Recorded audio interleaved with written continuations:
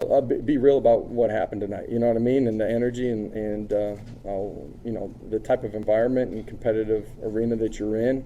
As a program on the road, right? Like we got to grow and be able to handle that in a much better way than we did tonight. And it's not that our guys didn't prepare well, but just being within ourselves during the early part of the game in particular to change the way the game plays and learn from that, understand what that's going to be like here as we continue to grow as a program and have more of these opportunities to play in these types of ball games. Be real about what we all need to do better, coaches and players. At the same time, understand we're a good football team, and it didn't happen tonight on this 60-minute clock. That's the great thing about sports is you only get one opportunity, man, and reset and let's come back to work.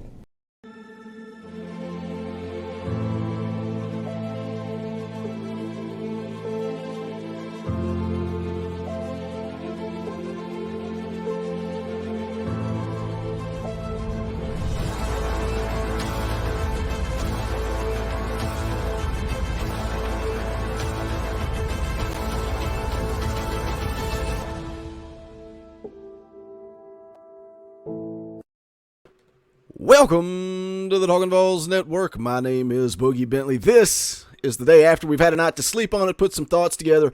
These are the type of day after videos that aren't a whole lot of fun, and these are the videos we used to make quite a bit in previous years, but we've had the luxury to not do that in 2022. What Josh Heupel has done in year 2 with this football program has been phenomenal, and I like the mindset there. And some people may say, well, that sounds like Butch Jones snapping clear. I truly believe what Josh Heupel said right there. I mean, you look in his eyes, he looks like a guy that's going to go back to work, figure out what went wrong, and how to improve this football team. And they've still got a lot to play for. And even though they lost yesterday to Georgia 27-13, and I know Georgia fans are going to come in here and talk about the scoreboard, and it could have been worse, should have been worse, might have been worse. Well, guess what? Tennessee lost by 14 points. I don't care how you spin it. That was the score at the end of 60 minutes. Tennessee's still got a lot to play for, and I think Josh Heupel and this team, they're going to go back to work. And when you look around the country and see what happened in the top 25, they still have that opportunity to sneak in the back door to the college football playoff. Now, Josh Heupel said the goal was always Atlanta, and that's not going to happen. I mean, we know that's not going to happen. Georgia's going to win out. They're going to go to Atlanta. But there's a difference between claiming a moral victory. I know most of you understand this. Some people in the comment section, some people in the chat can't wrap their head around the difference between a moral victory. I'm not accepting a loss to Georgia. I'm not saying that's fine. I'm not saying it's okay. The better team won. I've been saying for weeks that Georgia's the best college football team in the country. The better team won. But you don't discredit what Tennessee has done this far through the season. You don't take that away from this football team. They still have a shot to finish 11-1. They have a chance to back their way into the college football playoff.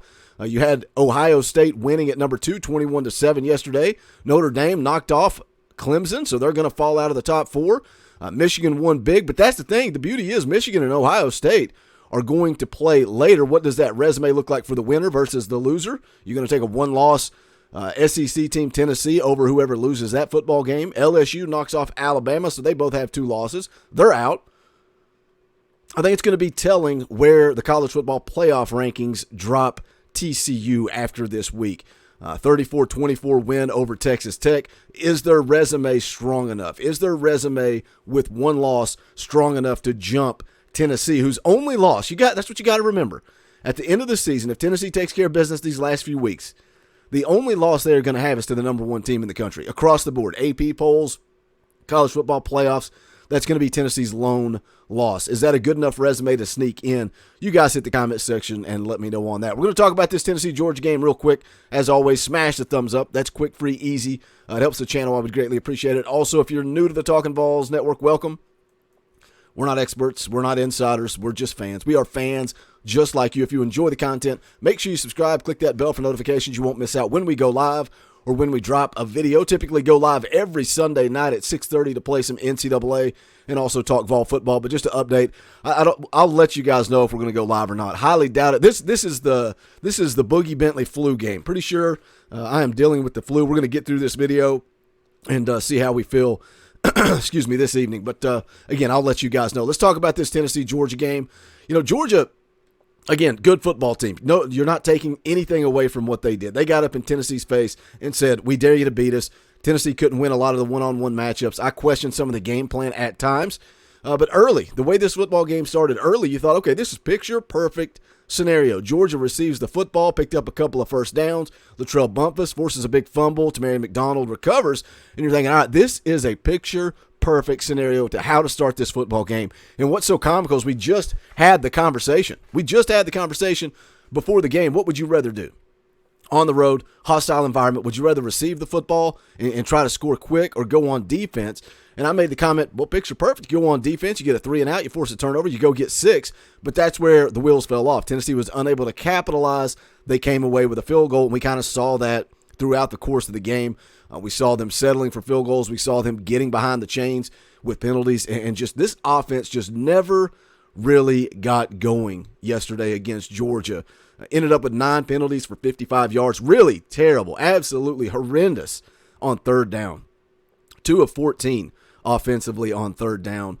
But Georgia did what they do, man, and Georgia made plays on third down. The first touchdown they scored, Stetson Bennett making a play with his feet, going and getting in the end zone. And it seemed like not really a turning point, but I was looking at the game and thinking, okay, when Georgia punted and 75-yard punt, downed inside the 1, I'm thinking, all right, this is when this Tennessee offense gets it going. They got 99-yard drive. Let's put it together, and let's get this thing firing on all cylinders. And it never really happened. Another opportunity, I thought, late in the game, maybe Tennessee could go down and score at the end of the half and kind of play that middle eight type game as Tennessee got the ball back, and just absolutely nothing. Absolutely nothing.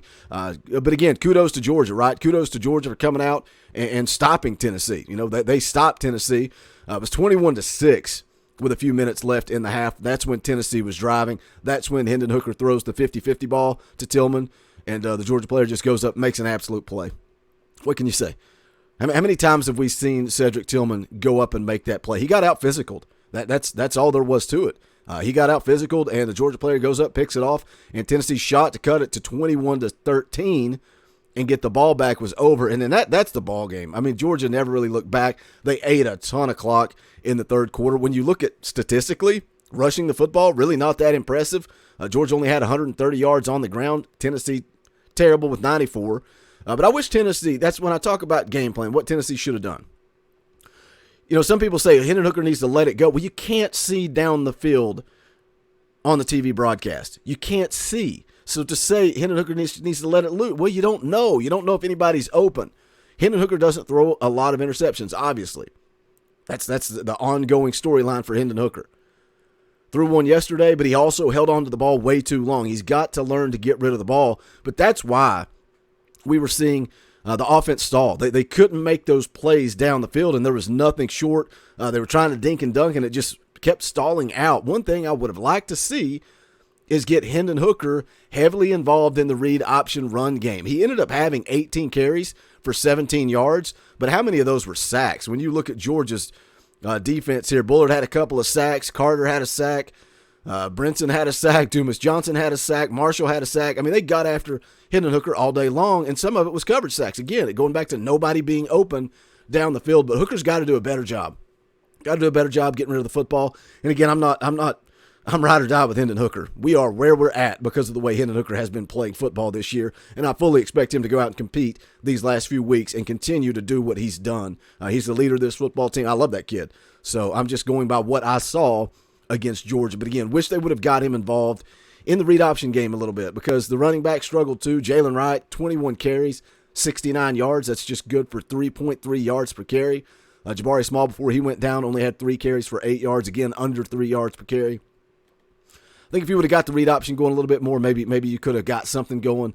But again, Georgia's a good football team. You can't take anything away from them. It's not a moral victory to sit here and say, hey, I'm still proud of where this football team is at, staring 11-1 right in the face. If I offered you 11-1 and a possible shot at the college football playoff, or 11-1 and a New Year's Six Bowl before the season started, every single person listening to this video right now would have jumped all over it. So yes, in the words of Butch Jones, snap and clear. Let's go get ready for the next one. I liked Josh Heupel's face. That's the difference. He had that look in his eye.